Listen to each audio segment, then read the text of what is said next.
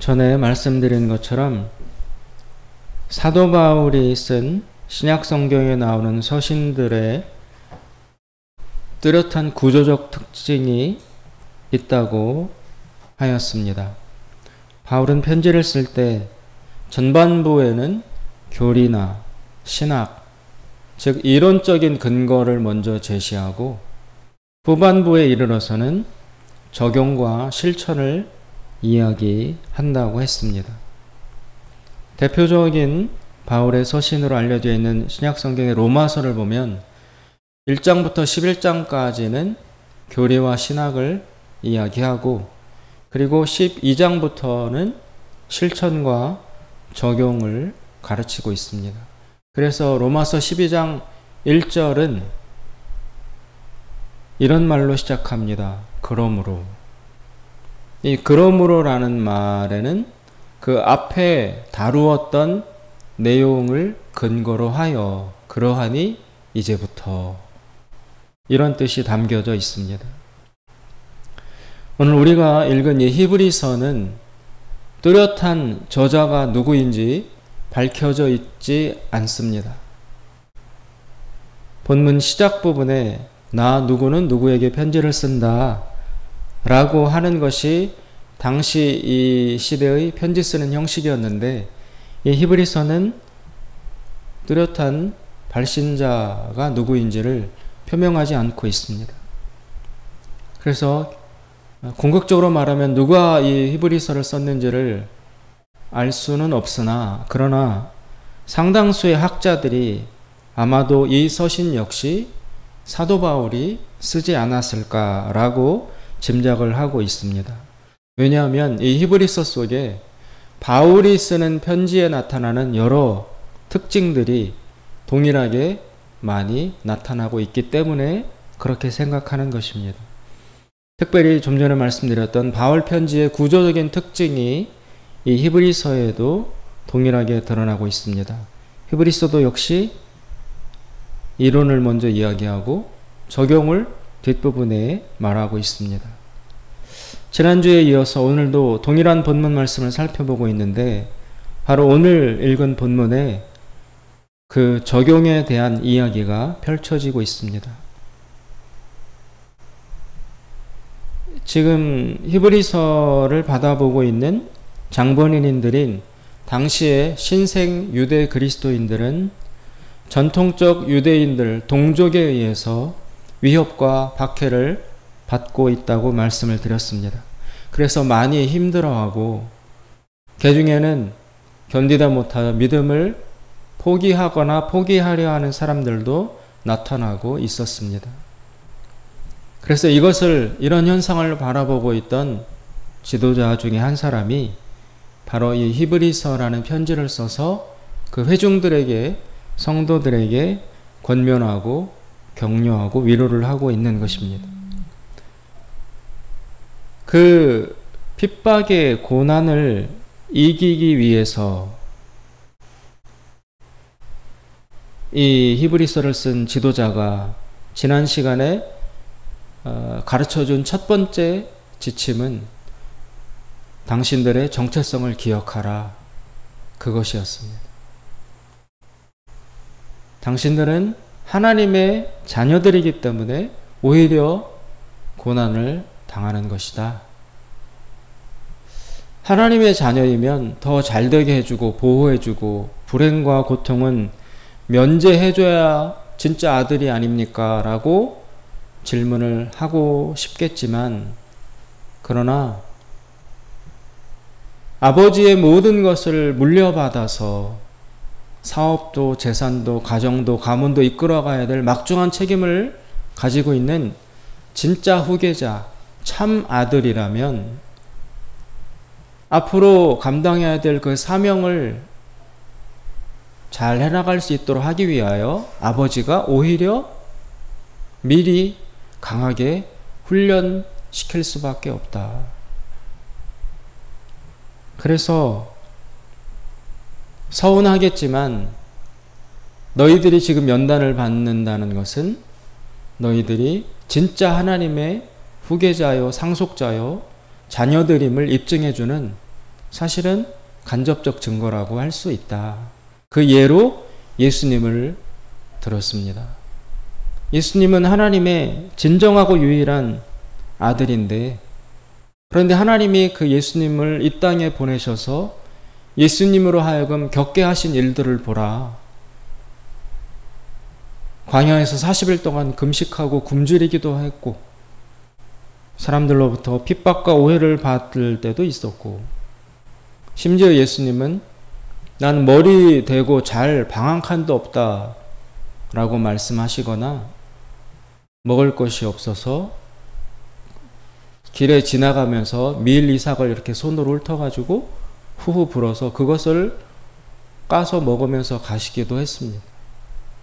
예수님이 야, 여우도 굴이 있는데 나는 머리 둘 곳도 없다.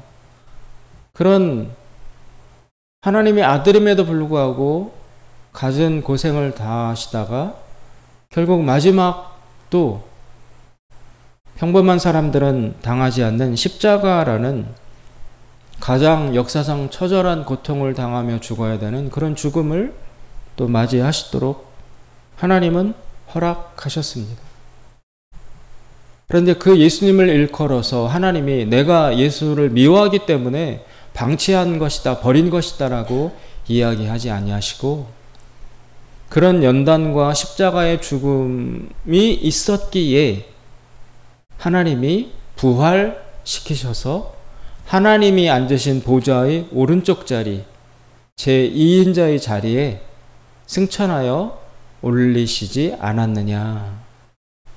예수님이 그 자리에 오르기까지는 반드시 이 땅에서 겪으셨던 그런 고난과 십자가, 그 연단과 훈련이 필요했었다. 예수님이 바로 우리 그리스도인의 삶의 모범인데, 그분이 그런 삶을 걸어가시고 나중에 영광을 받으신 것으로 볼 때 너희들도 지금의 이 고통과 고난으로 끝나는 것이 아니라 이것을 잘 견디면 부활이 있고 영광이 있고 하나님의 회복하시는 축복이 있을 것이다. 그러니 지금을 잘 견디고 인내해라. 이런 내용을 가지고 지난주에 이 위기에 처한 초대교회 공동체를 위로를 해 주었습니다. 오늘은 지난 시간에 살펴보지 못한 그 두 번째 권면과 위로, 지침, 그 부분을 오늘 보고자 합니다. 오늘은 12절 이하에서 두 번째 지혜를 이 저자가 베풀고 있습니다. 12절 이하에서부터 바로 이 저자는 공동체 정신을 이야기하고 있습니다. 공동체 정신. 여기에도 12절에 보면 역시 그러므로 라는 특유의 말로 가르침을 시작하고 있습니다. 12절, 우리 12절 13절을 같이 읽어 보겠습니다. 12절 13절. 자, 12절 13절 시작. 그러므로 피곤한 손과 연약한 무릎을 일으켜 세우고 너희 발을 위하여 고전기를 만들어 저는 다리로 하여금 어그러지지 않고 고침을 받게 하라. 지금 이 히브리서의 저자는 이 편지를 받아보고 있는 위기에 처한 초대교인들을 경기장의 선수로 비유하고 있습니다. 경기장의 선수로. 그래서 12장 1절에 보시면 이와 같이 구름같이 둘러싼 허다한 증인들이 있으니 무거운 것과 얽매이기 쉬운 죄를 벗어버리고 인내로서 우리 앞에 당한 경주를 경주하며. 달리기 선수, 마라톤 선수, 이런 선수들로 초대교인들을 비유하고 있습니다. 그래서 이 초대교인들이 지금 믿음의 싸움을 해나가고 있는 그 장면을 마치 큰 운동장에서 선수들이 달리기 경주를 하고 있고, 그리고 관중들이 위에서 막 응원하고 박수치면서 바라보는 것과 같은 장면이다. 선수들은 너희들이고 너희들을 지켜보며 응원하는 관객과 관중은 누구냐? 앞서갔던 무수히 많은 믿음의 선진들이다. 그들이 너희들에게 무관심하지 않고 지켜보고 있다. 마치 부모가 자녀의 경기에 함께하여 내 아들 내 딸이 달리기를 잘하기를 막 박수치며 응원하듯이 그 믿음의 선진과 선배들이 동일한 사랑의 마음을 품고 관객이 되어서 허다한 증인이 되어서 지금 믿음의 달리기를 해나가고 있는 너희들의 경주를 지켜보고 응원하고 있다. 이렇게 1절에 말했습니다. 그리고 오늘 12절에 와서는 그런데 그 당시 그리스도인들이 당하던 핍박과 고난을 일컬어서 그들이 달리기 경주를 한참 하다가 부상을 입은 것에 비유하고 있습니다. 부상을 입었다. 그래서 오늘 읽은 12절에 보면 피곤한 손, 오래 달렸으니까 손도 무거워요. 그 다음에 연약한 무릎이 약해졌어요. 계속 뛰었기 때문에, 달려왔기 때문에. 또 13절에 보면은 저는 다리, 무릎이 아픈 것에 더 나아가서 다리를 절뚝거리고 있다 라고 가정하고 있습니다. 지금 믿음의 길, 이 신앙의 길을 달려가고 있는 당대 초대교인들이, 이 선수들이 많이 다쳤습니다. 손에 힘이 빠지고 무릎이 약해졌고 다리를 절룩거리고 있습니다. 그래서 자칫하면 경기를 포기해야 하는 심각한 상태에 놓여져 있습니다. 그런 상황을 전제로 하고 이 히브리서를 쓴 지도자는 이런 권면을 합니다. 13절 뒷부분에 보면 너희 발을 위하여 곧은 길을 만들어 저는 다리로 하여금 어그러지지 않고 고침을 받게 하라. 고침을 받게 하라라고 말하고 있습니다. 근데 이 표현이 좀 특이합니다. 고쳐라, 고치고 나아가라 이렇게 하지 않고 고침을 받게 하라라는 식의 피동태로, 수동태로 말하고 있습니다. 네가 고치고 네가 잘 피로 회복하고 다듬고 그리고 계속 뛰어, 이게 아니라 고침을 받아라. 응? 이렇게 수동태로 권면하고 있습니다. 이 고침을 받게 하라는 것은 스스로 고치라가 아니라 다른 사람에게 고침을 받으라는 것입니다. 즉 다른 사람의 도움을 받으라는 것입니다. 그래서 자세히 보면 너가 잘 고치고 힘내서 나갔으면 좋겠다가 아니라 반드시 너 말고 다른 사람으로 하여금 너의 상처와 아픈 것을 고쳐주도록 만들어라 라고 명령하고 있습니다. 지금 이 장본인은 너무 많이 다치고 힘을 잃어서 스스로는 걸어나갈 수가 없습니다. 절룩거리고 있습니다. 무릎이 힘이 없습니다. 그래서 그 혼자서 경기를 계속해 나갈 수 있는 이 형편을 주목하면서 너는 혼자서는 경기를 계속해 나갈 수 없어. 누군가 와서 너를 부축해 주든지 업어가든지 무릎과 다리를 고쳐주고 손봐주든지 해서 같이 가야지 더 이상 너 혼자의 힘으로는 감당할 수가 없어 라고 말하고 있습니다. 그럼으로써 이 히브리서를 쓴 저자는 지금 그리스도인들이 달려가고 있는 이 믿음의 경주가, 우리 이 믿음의 삶이 결코 개인전이 아니라 단체전의 경기를 하고 있다는 것을 암시하고 있습니다. 이것은 대단히 중요한 말씀입니다. 이 권면은 교회 공동체성을 상기시키는 것입니다. 즉 천국을 향하는 우리 이 믿음의 경주는 혼자서는 못 가는 것이라는 것입니다. 반드시 함께 가야 합니다. 당신 옆에 절대적으로 이 믿음의 고뇌와 힘듦을 함께 나눌 수 있는 믿음의 친구들과 식구들이 있어야 한다는 것입니다. 그래야만 이 핍박과 고독과 박해 아래에서 믿음을 포기하지 않고 끝까지 이 경기를 이어나갈 수 있는 것이라고 가르치고 있습니다. 우리 많은 그리스도인들은 구원이 철저히 개인적인 것이라고 생각을 많이 합니다. 내 선택이다. 내 책임이다. 내 믿음이다. 그래서 지금 현대의 그리스도인들의 신앙생활은 교회 안에서조차도 다분히 개인주의적입니다. 세상의 삶은 당연히 개인주의가 무르익었지만 그것이 힘들고 고통스러워서 교회로 피해온 것인데, 그런데 교회 안에서도 세상 못지않은, 어쩌면 세상을 능가하는 아주 개인주의적인 신앙 양태가 거의 다를 차지하고 있다라는 것입니다. 오히려 세상 친구 만나는 게 더 속편할 때도 있어요. 거기에 더 솔직하게 이야기할 수 있고 더 마음이 통하고 대화가 통하기도 해요. 교회 안에서는 더 말하기 어렵고 더 조심해야 되고 더 자제해야 되는 그런 역설적인 현상이 벌어지고 있습니다. 그래서 아마 현대의 교회들이 힘을 잃어가고 있는 것일 수도 있습니다.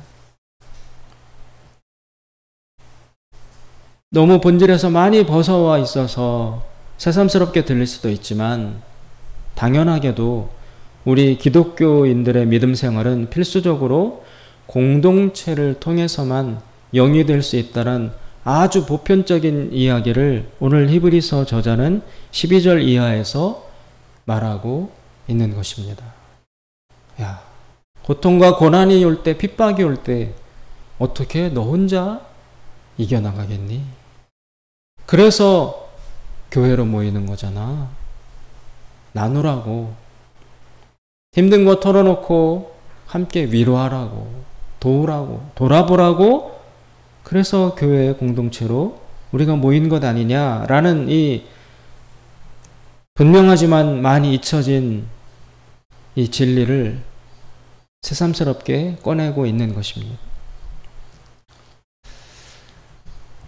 미국의 뉴욕 대학에서 호텔 경영학을 공부한 유명한 이제 이미지 컨설턴트로 활동하는 이종선 씨라는 분이 있습니다.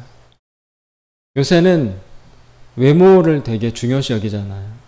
그래서 비즈니스맨, 사업하는 사람들, 주요 공직자들, 젊은 셀러리맨들도 옷 입는 법, 또 매너, 말하는 자세, 이런 것들을 굉장히 중요시 여기고 배우고 있습니다. 내용이 좋아도 포장이 부실하거나 그러면 효과를 볼 수 없다는 거죠. 그래서 이 이미지 컨설턴트로 활동하는 이분이, 이종선 씨란 분이 책을 썼는데 많이 들어보셨을 거예요. 멀리 가려면 함께 가라. 이런 책을 썼습니다. 거기에 보면 그는 성공한 사람들의 여러 가지 비결에 대해서 이야기를 하고 있습니다. 그런데 그처럼 성공한 사람들에게서 나타나는 공통된 점은 그들 모두가 사람을 귀하게 여길 줄 알았다는 것입니다. 사람을. 성공 그러면 일이 먼저 떠오르잖아요. 일에서 성공해야 성공하는 거잖아요. 지위도 오르고 월급도 많아지고 영향력도 커지고, 성공하려면 자기 분야, 자기 일에서 성공을 해야 되는데, 그런데 그 자신의 일의 분야에서 성공한 거의 모든 사람들이 공통적으로 가지고 있는 역설적인 특징은 그 사람들은 일보다 사람을 더 귀히 여겼다라는 것입니다. 일에서 성공해야 되니까 사람보다 일을 더 중시하는, 그게 맞을 것 같은데, 그러나 결과를 놓고 보면 사람보다 일을 먼저 중시한 사람, 일 중심적인 사람들은 성공에 이르지 못했고, 오히려 일보다 사람을 더 아끼고 중요시했던 사람들이 일에서도 최종 성공과 승리를 하더라. 그런 현상이 나타나는 것을 주목했습니다. 이 책에 나타나는 내용 중에 세상을 내 편으로 만든 사람들의 비밀이라는 그런 챕터에서 그는 이런 것들을 나열하고 있습니다. 세상을 자기 편으로 만든 사람들은 이렇게 하더라. 첫째, 마음을 주고서 마음을 얻는다. 마음을 얻어야 한다. 그러려면 내 마음을 먼저 주어야 한다. 내 마음을 주지 않고서는 다른 사람의 마음을 얻을 수가 없다. 두 번째, 지금 하는 일이 무엇이든 그 일을 사랑하라. 불평불만하면서 그 일에 성공할 수는 없다는 것입니다. 또 만나는 모든 사람을 적이든 성가시게 하는 사람이든 다 나의 큰 손님으로 여기라. 손님으로 여겨라. 네 번째는 아무리 힘들어도 웃음을 잃지 말라. 왜 안 힘들겠어? 왜 미운 마음이 안 들겠어? 여기까지 차올라온다 할지라도 웃음을 잃지 않는다. 다섯 번째는 나는 나 자신은 현미경으로 살펴보고 다른 사람은 망원경으로 보듯이 해라. 현미경으로 보면 작은 허물과 티끌도 다 드러나잖아요. 망원경으로 보면 작은 건 안 보이고 큰 것만 보이잖아요. 나 자신은 현미경처럼 세밀히 들여다보고 반성을 하되 다른 사람은 큰 망원경으로 보듯이 넓게 보고 감싸주고 포용해 나가라. 이렇게 가르치고 있습니다. 또 하고 싶은 말에 20%만 말해라. 내가 하고 싶다고 지적해주고 싶다고 받아치고 싶다고 해서 내 감정 그대로 상대방에게 하고 싶은 말을 다 쏟아붓다간 사람을 잃는다. 내가 하고 싶은 말, 억울해도 정당해도 하고 싶은 말, 해야 할 말에 20%, 5분의 1만 해라. 나머지는 참아라. 받아들여라.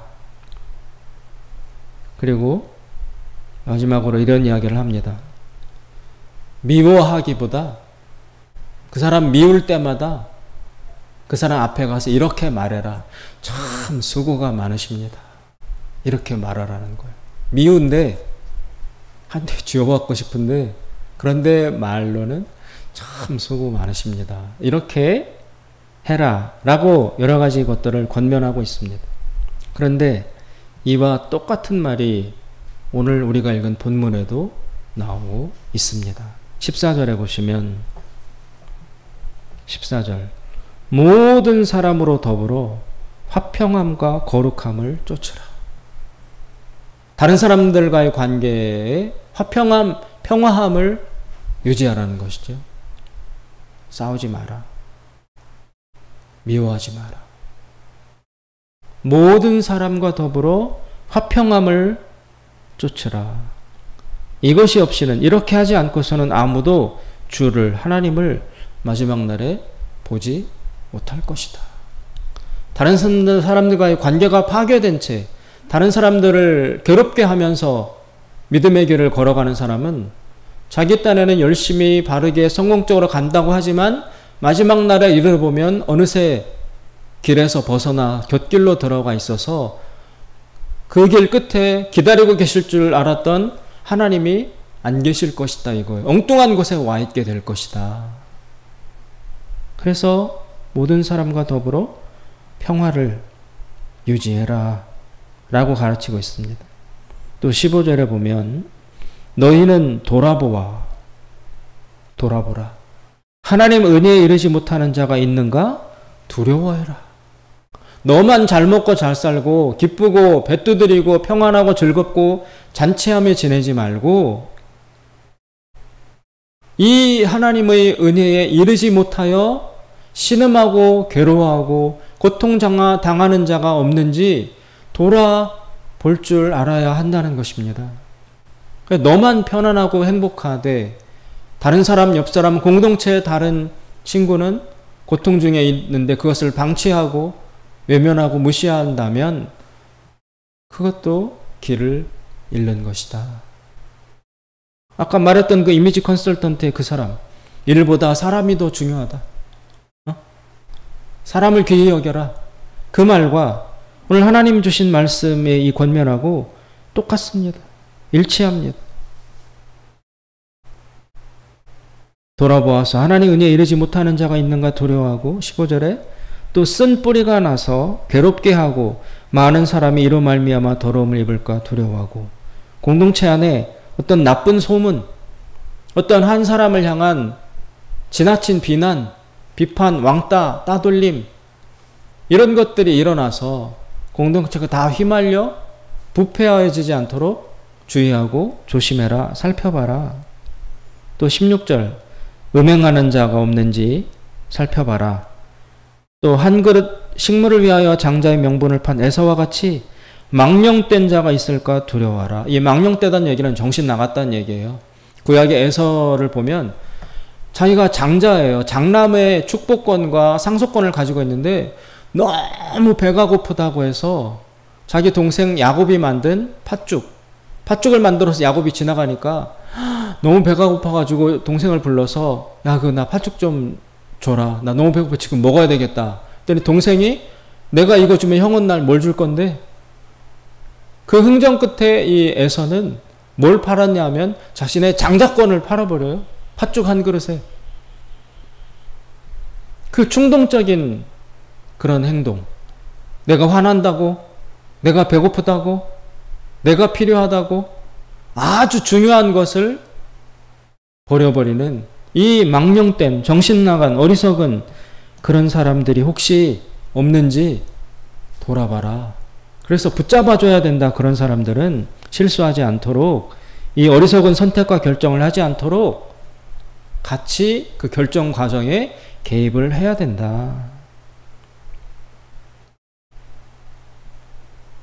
17절에 보니까 그 에서는 너희 아는 바와 같이 에서가 저가 그 후에 축복을 다시 받으려고 눈물을 흘리며 하나님께 구하되 이미 버린 바가 되어 쏟은 물이 되어서 회개할 기회, 다시 찾을 기회를 얻지 못하는 안타까운 일이 일어나지 않았느냐. 지금 히브리서 저자는 연단과 고통과 핍박 중에 있는 교인들을 향해서 이것은 함께 해나가야 될 일이다. 결코 혼자 감당할 수 있는 일이 아니다. 서로 돌아보라. 서로 나누라. 그래서 조금 여유가 있는 사람이 더 여유 없는 사람을 지켜주고 도와주고 이렇게 해서 사랑을, 격려와 힘을 공동체로 함께 나눌 때에만이 이 어려움은 극복이 가능한 것이다. 교회 공동체성을 강조하고 있습니다. 지금은 복음화가 많이 이루어지지 않았지만 저 동아시아 쪽에 인도라는 나라에 보면 썬다스잉이라는 유명한 그리스도인이 있었습니다. 세계적으로 유명한 사람입니다. 썬다스잉이라고. 이 썬다스잉에게 얽혀있는 재미있고 잘 알려진 일화가 있습니다. 많이 들어보셨을 것입니다. 어느 날 이 썬다스잉이라는 사람이 이웃 마을에 전도하러 길을 떠났습니다. 그런데 큰 고개 하나를 넘어야만 이웃 마을에 도착할 수 있었습니다. 처음 나설 때는 날씨가 괜찮았는데 산에 들어서면서부터 눈이 내렸어요. 눈이 이만저만 온 것이 아니라 큰 아주 폭설이 내렸습니다. 그래서 눈이 오지 않은 상태 출발했기 때문에 입은 옷이나 여러 가지 장비들이 부족한 상태로 이미 들어선 산을 넘게 되었습니다. 열심히 막 이제 다시 내려갈 수도 없어서 산을 걸어가고 있는데 눈이 너무 많이 와서 속도가 늦어지니까 날도 저물어 오기 시작했습니다.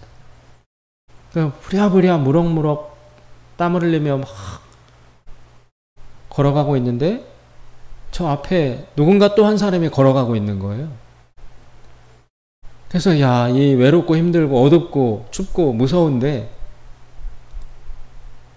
가서 가까이 불지런히 가봤더니 그 동네에 아는 친구예요. 그 사람도 무슨 일이 있는지 썬다스윙보다 더 먼저 산에 올라갔던 것입니다.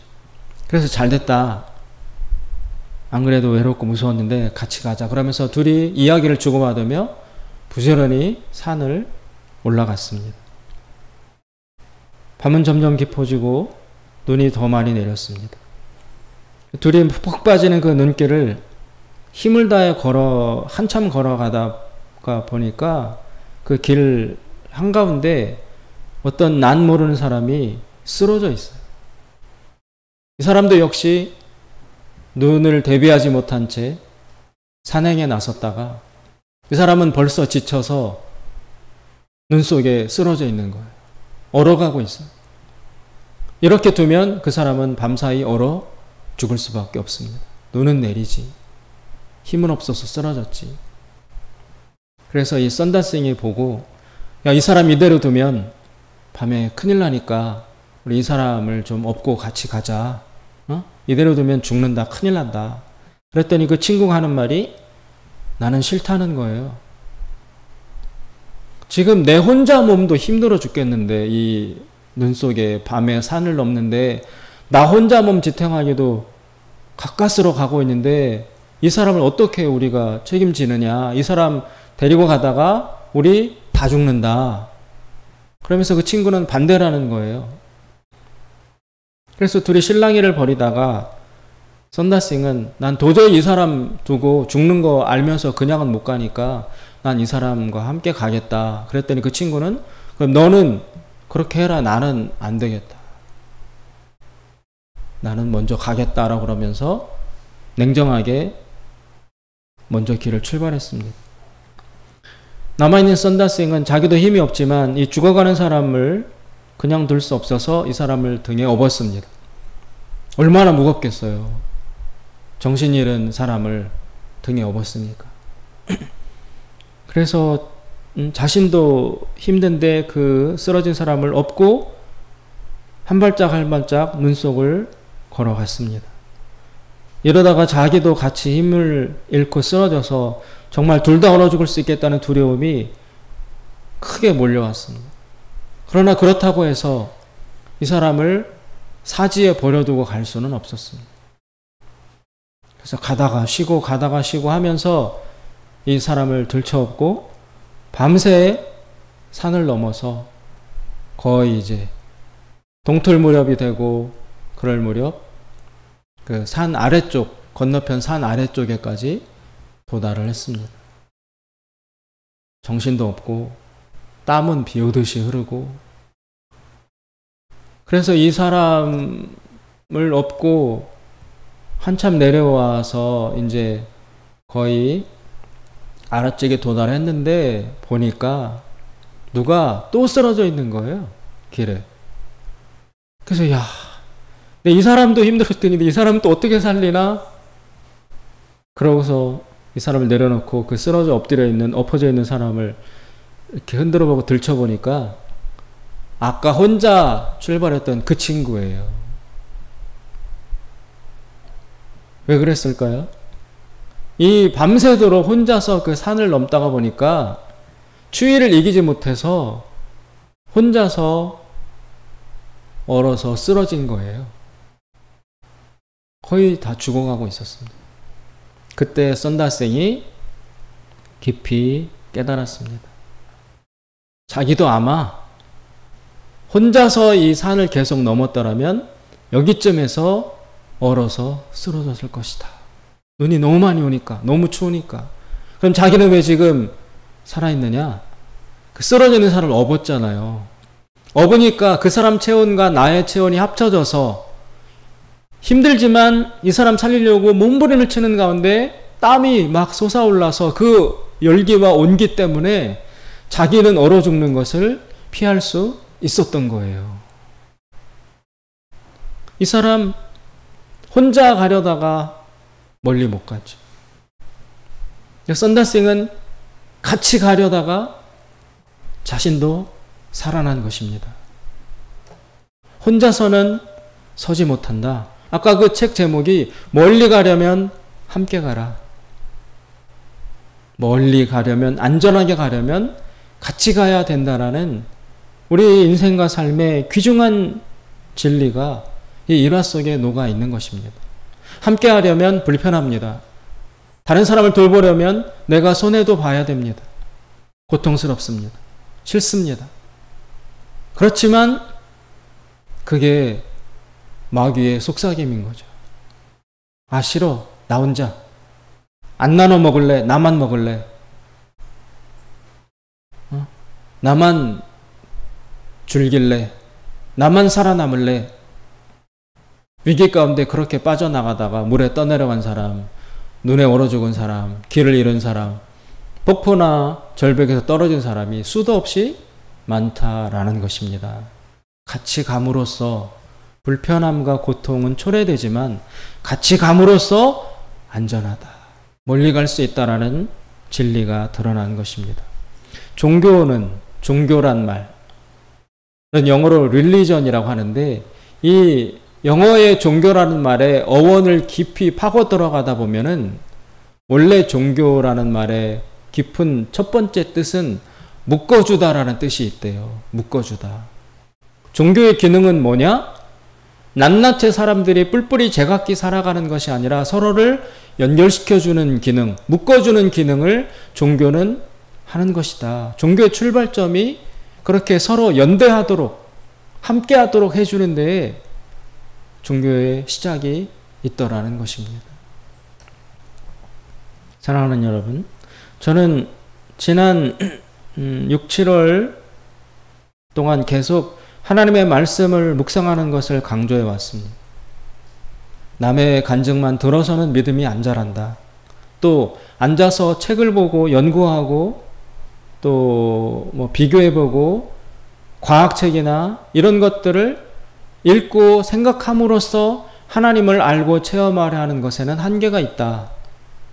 하나님을 인격적으로 살아있는 분으로, 나도 살아있고 그분도 살아있고 말씀도 하시고 이런 식으로 사람과 사람 사이에 교제하듯이 하나님과 인격적인 관계 형성이 되려면 그렇게 퍼스널한 개인적이고 인격적인 하나님과의 관계 형성이 돼서 끈끈한 믿음을 가지려면 반드시 하나님 말씀, 성경을 묵상해야 된다라고 제가 말씀드렸습니다. 이 묵상, 다른 책을 읽는 것과 달리 하나님 말씀을 묵상하는 것은 여기에는 영적인 작용이 일어납니다. 하나님 말씀은 지적으로 정보적으로만 쓰여진 것이 아니라 성령이 개입해서 완성된 책이기 때문에 이 말씀은 히브리서 4장에 보면 살았고 운동력이 있다. 그래서 이 말씀은 읽고 묵상하면 그냥 정보를 얻거나 지식을 얻는데 그치지 않고 이 말씀이 우리도 예상치 못한 영적인 인격적인 역사가 일어나서 나도 모르게 하나님과의 만남이 이루어진다 라고 제가 강조했습니다.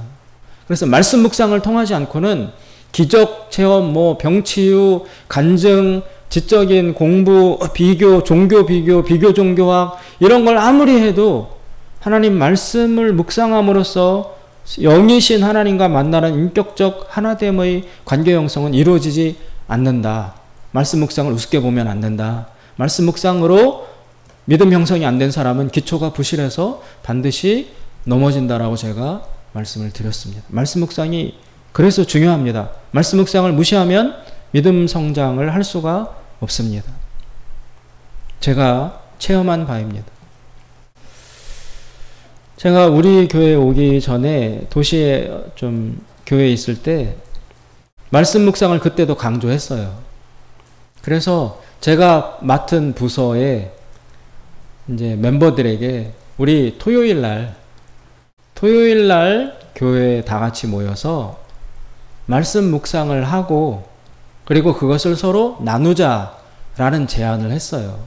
저희 멤버의 공동체가 어른들 많게로 치면 한 20명 정도 됐거든요. 청년들 포함해서. 전 말씀 묵상의 중요성과 가치를 알았기 때문에 제가 맡은 파트의 교역자로서 그렇게 하자라고 제가 제안을 했어요. 그래서 첫 해 시작하고 이제 한 3월 정도부터 뚜껑을 열었습니다. 오픈을 했습니다. 토요일 3시에 교회 어느 그 룸에 다 만나서 주어진 말씀을 묵상하고 그리고 서로 나누자. 말씀 묵상한 걸 나누고 삶을 나누자라고 시작을 했어요. 그런데 막상 첫날 뚜껑을 열어보니까 몇 명이 왔냐면 20명 중에 한 명이 왔어요. 저는 교역자니까 가고 이 멤버 중에 한 명이 왔어요. 20명 중에. 그래서 제가 깜짝 놀랐어. 아니 이런 정도라니. 응? 그래도 한 몇 명은 와서 작은 공동체를 이룰 줄 알았는데 한 명도 안 하고 아무도 안 하고 딱 한 명 어떤 그 집사님 여자 집사님 한 분만 오셨어요. 그래서 그 여자 집사님과 할 수 없다 우리 둘이라도 하자 그래서 말씀을 묵상하고 읽고 그리고 묵상한 걸 나누고 그러면서 삶을 나누기 시작했어요. 그래서 그 3월부터 시작한 토요 3시에 말씀 묵상 나눔이 4월이 되고 5월이 되고 6월이 되고 여름이 되고 가을 겨울이 되고 해서 3년을 지속했어요. 3년 동안 그 여자 집사님과 저 둘이만 3년 동안 토요일 3시에 모여서 말씀을 묵상하고 나누었어요. 그러니까 별별 이야기가 다 나온 거예요. 저도 살아온 이야기, 암 수술했던 이야기, 그분도 막 남 보증서 줬다가 돈 날린 이야기, 교회 안 나오는 남편 때문에 울고 괴로웠던 이야기 막 이런 걸 하면서 어떤 때 서로 울고 웃기도 하고 그리고 간식을 사와서 같이 빵도 나눠 먹으며 겨울에는 이상하게 거기가 난방이 안 됐어요. 겨울에 손을 혹 불어가 얼마나 추운지 몰라요. 겨울에.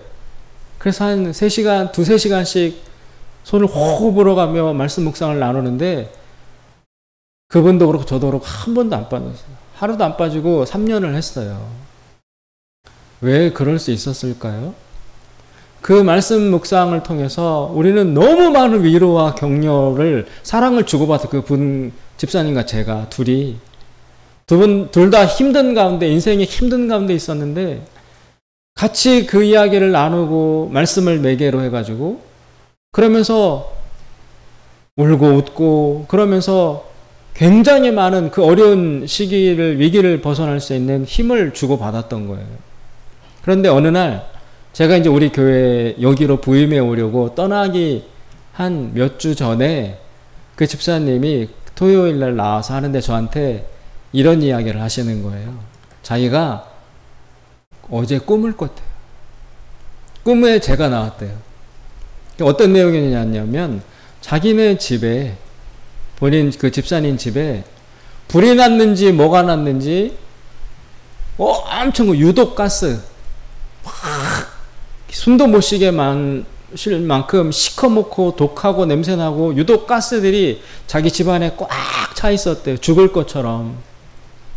그런데 그 순간 제가 나타나서 공기청정기를 들고 나타났대요. 제가 공기청정기를 딱 들고 나타나가지고 그 공기청정기를 틀어가지고 그 집에 있는 유독가스를 싹 빨아들여서 청소해주고 깨끗한 공기로 만들어 주었다라는 거예요. 그러면서 그 집사님 하시는 말씀이 그게 뭘 비유하느냐. 우리가 3년 동안 토요일마다 모여서 했던 이 말씀 묵상 그 시간이 나한테 내 인생의 공기청정기였다. 남편으로 인해서 자녀로 인해서 물질로 인해서 너무 많은 자기에게 스트레스가 있고 고민이 있고 고통과 눈물이 있어서 살아나가기 힘들었는데 토요일마다 저와 함께 나눈 이 말씀 묵상과 나눔의 이 시간을 통해서 자기 괴로움을 다 쏟아내고 저를 통해서 또 위로를 받고 하나님의 음성을 듣고 그러면서 죽을 것 같은 그 인생의 유독가스, 그거 연탄가스 같은 그거를 이 말씀 묵상 시간에, 나눔 시간에 공기청정기처럼 다 빨아들여 가지고 나를 깨끗하게 씻어 주어서 치유되고 이만큼 여기까지 왔다. 그렇게 제가 떠나오기 직전에 그분이 그런 꿈을 꾸시고 그런 말씀을 저한테 해 주시더라고요. 그래서 제가 맞다, 그렇다. 돌아보니 저 역시 이 시간을 통해서 그 항암 치료하고 막 그랬던 그 어려움을 여기 나와서 쏟아내므로써 이길 수 있었다라는 생각이 들었습니다. 사랑하는 여러분, 말씀 묵상 혼자 하면 힘이 없습니다. 나누어야 합니다. 내가 묵상했는데 하나님이 이런 얘기를 하시더라. 이런 깨달음이 왔다. 이렇구나. 또 내가 이렇게 어려웠는데 이런 하나님의 은혜가 있었다를 나누어야 돼요. 서로. 그러면 배가 됩니다. 은혜가 배가 되고 힘이 2배, 3배, 7배로 늘어납니다. 오늘 이 본문 말씀을 통해서 이 히브리서 저자가 힘드냐? 괴롭냐? 포기하고 싶으냐? 옆 사람과 함께 해라. 나누어라. 혼자서 끙끙 앓지 말고 돌아보아라. 나누어라. 너의 치부를, 부끄러운 부분을 노출해라. 그러면 너 못지않게 저 사람도 행복한 것 같지만 속에 썩어가는 일들, 다 좋아 보이고 맨날 웃는 것 같고 저 집에는 잔치하고 평화로운 것 같지만 남들에게 결코 말하지 못했던 치부와 부끄러움과 고통스러운 면모들이 다 있다. 그걸 나누다 보면 자기의 그 주관성의 함정, 나만 힘들고 나만 저주받았고 나만 불행하고 나만 하나님이 외면하는 것 같고 라는 이런 주관성의 함정에서도 벗어나고 객관적인 인식을 할 수 있게 되고 또 그 아픔을 알게 되니까 같이 기도하고 이럼으로써 이 초대교회가 직면한 어려움을 극복해 나갈 수 있다라고 오늘 저자가 가르치고 있습니다. 사랑하는 여러분, 공동체성을 잃어버리면 교회는 그걸로 끝입니다. 가까이 있는 사람들과도 나눌 수 있고 또 떨어져 있다 할지라도 믿음의 친구들, 믿음의 동역자들 전화로 아니면 그 시간을 정해서 한 달에 한 번을 만나든지 가족끼리 만나든지 개인적으로 만나든지 전화로든지 무엇이로든지 하나님 말씀을 묵상하고 또 믿음 생활에 대해서 나누세요. 그러면 그 나눔을 통해서 큰 힘을 얻을 수 있습니다. 이 공동체성을 통해서 현재 직면한 믿음의 위기를 잘 극복해 나가시고 축복받는 우리 모두가 될 수 있기를 주님의 이름으로 축원드립니다. 기도하겠습니다. 자비로우신 하나님 아버지, 사람은 혼자 설 수 없습니다. 믿음은 더욱 그러합니다. 교회는 모이는 곳입니다. 돌아보아 은혜를 받지 못하는 자가 있을까 두려워하고 에서처럼 망령되이 행하는 자가 있다면 다독이고 권면하여 바른 길, 지혜로운 길, 생명의 길, 구원의 길, 하나님 나라의 길로 같이 걸어갈 수 있도록 멀리 가려 할수록 함께 가는 우리가 될 수 있도록 하나님 저희들에게 성령의 하나됨을 부어 주시옵소서. 예수님의 이름으로 기도드리옵나이다. 아멘. 다 같이 자리에서 일어나셔서